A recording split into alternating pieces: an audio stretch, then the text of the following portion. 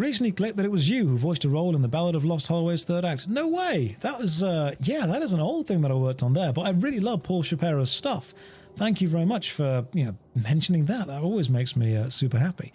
Whenever I hear that part of the song, how did I find myself voicing those news... Okay, so one of my favourite musicals of all time is called The Dolls of New Albion, and the sequel, The New Albion Radio Hour, and the follow-on from that, I think it's an analog guide, a New Albion guide to analog consciousness, I believe it's called. It's a very, very strange thing, but I think it's a fantastic, incredibly interesting musical, brilliantly made by a guy called Paul Shapira. And I found it because I was a big fan of like steampunk style stuff, and he was making steampunk musicals.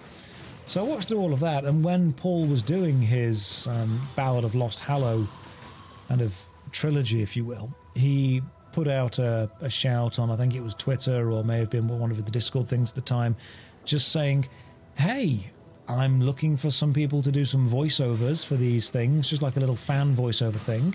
Could you please send an audition tape to this specific address? And I'm like, you know what? I've got some free time.